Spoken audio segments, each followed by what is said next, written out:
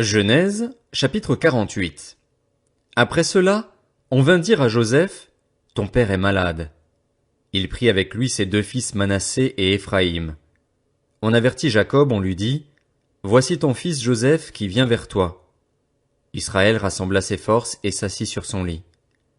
Jacob dit à Joseph, « Le Dieu Tout-Puissant m'est apparu à Luz, dans le pays de Canaan, et il m'a béni. Il m'a dit, « Je te donnerai des enfants. Je rendrai tes descendants nombreux, et je ferai sortir de toi tout un groupe de peuples. Je donnerai ce pays à ta descendance après toi pour qu'elle le possède toujours. Désormais, les deux fils qui te sont nés en Égypte avant mon arrivée vers toi en Égypte seront les miens. Éphraïm et Manassé seront mes fils, tout comme Ruben et Siméon. Quant aux enfants que tu as eus après eux, ils resteront les tiens. Ils seront associés à leurs frères dans leur héritage. À mon retour de Padan, Rachel est morte en route près de moi dans le pays de Canaan, à une certaine distance d'Éphrata. C'est là que je l'ai enterrée, sur le chemin d'Éphrata, c'est-à-dire Bethléem. Puis Israël regarda les fils de Joseph et demanda, « Qui sont ceux-ci » Joseph répondit à son père, « Ce sont mes fils.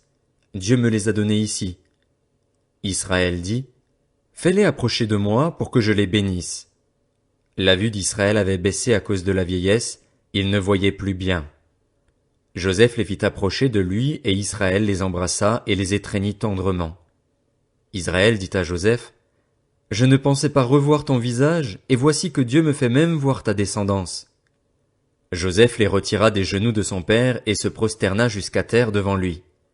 Puis il les prit tous les deux par la main, il tint Éphraïm de la main droite, de telle sorte qu'il était à gauche d'Israël, et Manassé de la main gauche, de telle sorte qu'il était à droite d'Israël, et il les fit approcher de lui. Israël tendit sa main droite et la posa sur la tête d'Éphraïm, qui était le plus jeune, et il posa sa main gauche sur la tête de Manassé. Ce fut intentionnellement qu'il posa ses mains ainsi, car Manassé était l'aîné. Il bénit Joseph et dit, « Que le Dieu devant lequel ont marché mes pères Abraham et Isaac, le Dieu qui a pris soin de moi depuis que j'existe jusqu'à aujourd'hui, l'ange qui m'a délivré de tout mal, bénisse ces garçons. Que mon nom et celui de mes pères Abraham et Isaac subsistent à travers eux et qu'ils se multiplient abondamment à l'intérieur du pays. » Joseph vit avec déplaisir que son père posait sa main droite sur la tête d'Éphraïm. Il prit la main de son père pour la détourner de la tête d'Éphraïm et la diriger sur celle de Manassé. Joseph dit à son père, « Ce n'est pas juste, mon père, car c'est celui-ci qui est l'aîné. Pose ta main droite sur sa tête. » Son père refusa et dit, « Je sais, mon fils, je sais. Lui aussi donnera naissance à un peuple, lui aussi sera grand, mais son frère cadet sera plus grand que lui, et sa descendance remplira les nations. » Il les bénit ce jour-là. Il dit, « C'est par toi qu'Israël bénira en disant, que Dieu te traite comme Éphraïm et comme Manassé. » Il plaça Éphraïm avant Manassé. Israël dit à Joseph, « Je vais mourir, mais Dieu sera avec vous et il vous fera retourner dans le pays de vos ancêtres. Je te donne une part de plus qu'à tes frères, Sichem, que j'ai pris aux Amoréens avec mon épée et mon arc. » Genèse, chapitre 49. Jacob appela ses fils et dit, « Rassemblez-vous et je vous annoncerai ce qui vous arrivera dans l'avenir. Rassemblez-vous et écoutez, fils de Jacob. Écoutez Israël, votre père.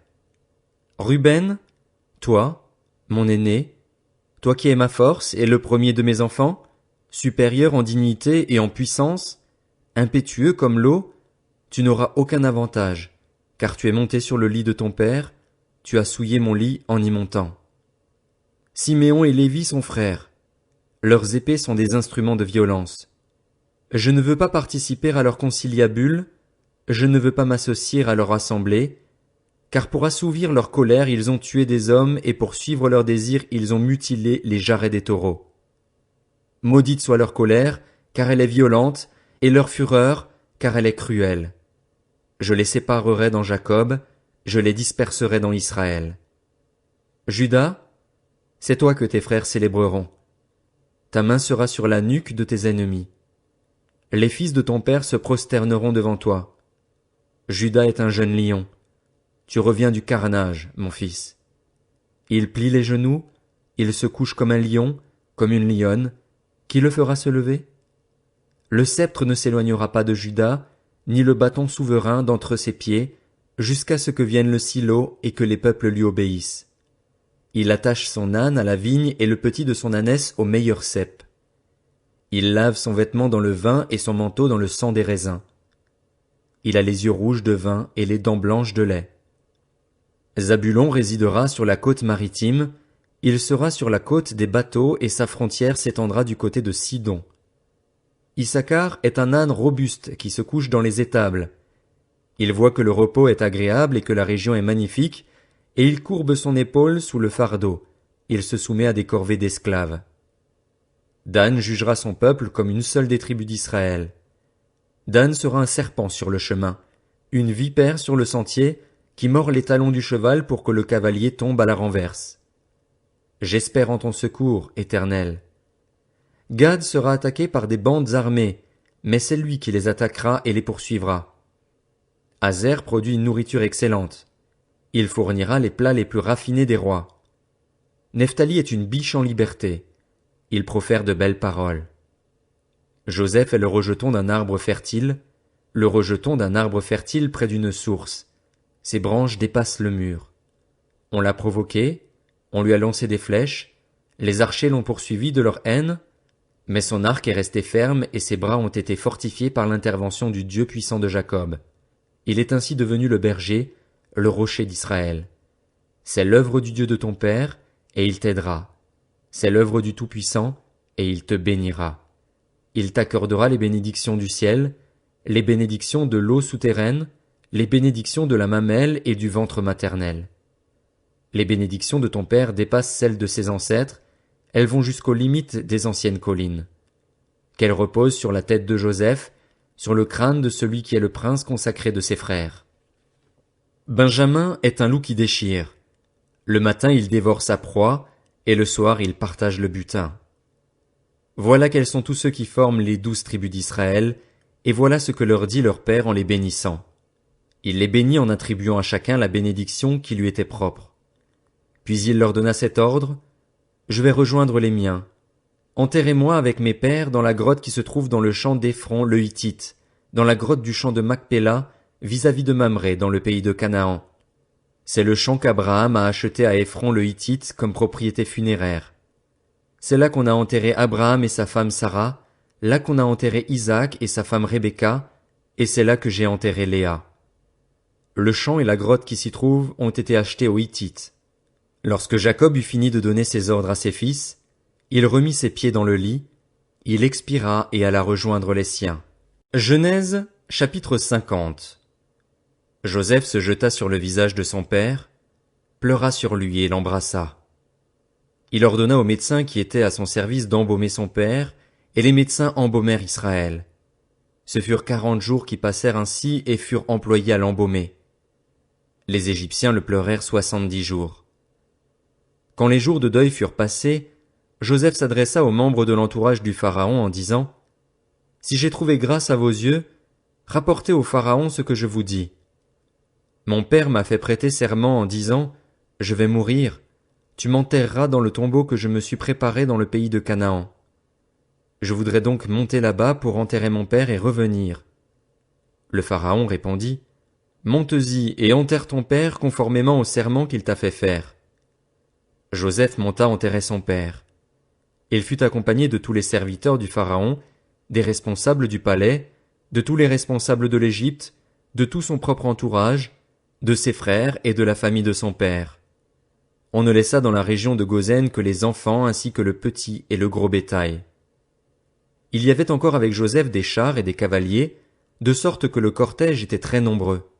Arrivés à l'aire de battage d'Atad, qui se trouve de l'autre côté du Jourdain, ils firent entendre de grandes et très profondes lamentations.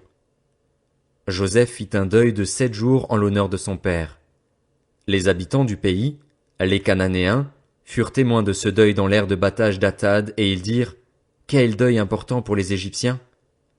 Voilà pourquoi on a appelé Abel Mitzraïm cette aire de battage qui se trouve de l'autre côté du Jourdain. » C'est ainsi que les fils de Jacob se conformèrent aux ordres de leur père.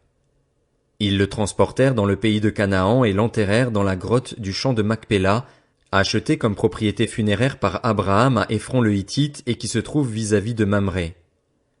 Après avoir enterré son père, Joseph retourna en Égypte avec ses frères et tous ceux qui étaient montés avec lui pour enterrer son père. Quand les frères de Joseph virent que leur père était mort, ils se dirent: Si Joseph nous prenait en haine et nous rendait tout le mal que nous lui avons fait. Et ils firent dire à Joseph: Ton père a donné l'ordre suivant avant de mourir. Voici ce que vous direz à Joseph. Oh, pardonne le crime de tes frères et leurs péchés, car ils t'ont fait du mal. Pardonne maintenant le crime des serviteurs du Dieu de ton père. Joseph pleura à l'écoute de leur message. Ses frères vinrent eux-mêmes se jeter à ses pieds et dirent: Nous sommes tes serviteurs. Joseph leur dit: N'ayez pas peur. Suis-je en effet à la place de Dieu? Vous aviez projeté de me faire du mal, Dieu l'a changé en bien pour accomplir ce qui arrive aujourd'hui, pour sauver la vie à un peuple nombreux. Désormais, n'ayez donc plus peur. Je pourvoirai à vos besoins et à ceux de vos enfants. C'est ainsi qu'il les réconforta, en parlant à leur cœur. Joseph habita en Égypte, ainsi que la famille de son père. Il vécut 110 ans. Joseph vit les fils d'Éphraïm jusqu'à la 3e génération, et il tint même les fils de Makir, le fils de Manassé, sur ses genoux à leur naissance. Joseph dit à ses frères: Je vais mourir. Mais Dieu interviendra pour vous et vous fera remonter de ce pays-ci jusque dans le pays qu'il a juré de donner à Abraham, à Isaac et à Jacob. Joseph fit jurer les fils d'Israël en disant: Quand Dieu interviendra pour vous, vous ferez remonter mes ossements loin d'ici. Joseph mourut à l'âge de 110 ans. On l'embauma et on le mit dans un cercueil en Égypte. Exode, chapitre 1. Voici les noms des fils d'Israël venus en Égypte avec Jacob, chacun accompagné de sa famille.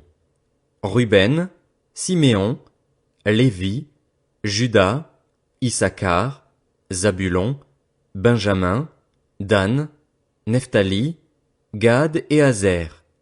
Les personnes issues de Jacob étaient au nombre de 70 en tout. Joseph était alors en Égypte. Puis Joseph mourut, ainsi que tous ses frères et toute cette génération-là. Les Israélites eurent des enfants et pullulèrent. Ils devinrent très nombreux et puissants, au point de remplir le pays.